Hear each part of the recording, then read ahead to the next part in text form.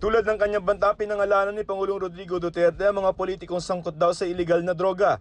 33 ang mayor, lahat maliban sa isa ay incumbent o nakaupo sa pwesto ngayon. 8 ang vice mayor, 3 ang congressman at 1 ang board member. 37 sa nasa listahan tatakbo sa eleksyon sa Mayo. I'm not really interested in releasing it before or after the elections because I do not have the slightest intention to hurt anybody or to be a cause of the failure of an election of a certain man who wants to serve the public.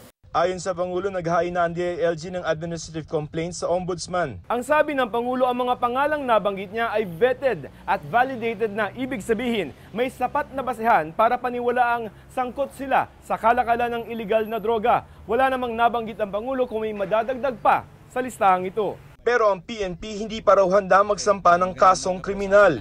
Ang naging basihan nung pagsampa ng kaso sa kanila, nung 46 na yon, ay impormasyon. No? Impormasyon at mga testimonya na nagbibigay ng probable cause na sila nga ay sangkot or may kinalaman sa illegal na gawain or illegal na droga. Nasabi niyo pong information and testimony na nakuha natin against them, they're not suffice enough to file criminal charges against them. Tama yon. Sa ngayon, ang kasong naihain ay kasong administratibo. Hindi ba banggitin ng GMA News ang pangalan ng mga nasa listahan maliban na lamang sa mga nakapagbigay na ng kanilang panig? Si Los Baños, Laguna Mayor Cesar Perez na ginigiit na kailanman ay hindi raw siya nasangkot sa illegal drug activities. Si Lemery, Batangas Mayor Larry Alilio, nire-respeto raw ang pahayag ng Pangulo pero iginigiit na wala siyang kasalanan. Si Basilan Mayor Jamar Mansul, tinatanggi ang aligasyon. Si San Rafael Bulacan Mayor Cipriano Villago, sinabing politika ang nasa likod ng pagkakasama niya sa narcolist. Kalyado raw ng Pangulo ang kalaban ng kanyang kapatid sa pagka-mayor.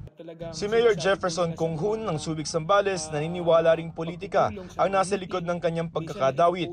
Gayon din si Camiling Tarlac Mayor Erlon Agustin na nagtataka raw kung bakit siya nadawit sa listahan. Gayong cleared na daw siya sa PIDEA sa isinagawang validation ng 1 taon. Si Nieves Rosento ay giniit na wala siyang anumang kaugnayan sa droga. Sabi naman ni Congressman Vicente Veloso, itinanggi na raw ni self-confessed drug lord Kerwin Espinosa na protektor siya ng droga at sinabi pa raw sa kanya dati ng PIDEA Region 8 na wala siya sa listahan. Sinabi naman ng kapatid ni Sultan Kudarat Mayor Abubakar Pendatun Maulana na plano nilang puntahan si Pangulong Duterte para malinis ang pangalan ng alkalde. Duda ng pamilya ay sinama sila ng polis sa listahan bilang ganti sa paghahain nila ng kaso sa mga polis na nang-raid sa bahay ng mayor noong 1 taon. Kasama rin sa listahan ng mga dati nang nabanggit ng Pangulo na sina Iloilo City Mayor Jed Mabilog na pinaghahanap hanggang ngayon. At Daanbantayan Cebu Mayor Vicente Loot. Kapwa nila itinanggi noon pa na sangkot sila sa illegal na droga. Joseph Morong, Nakatutok 24 Oras.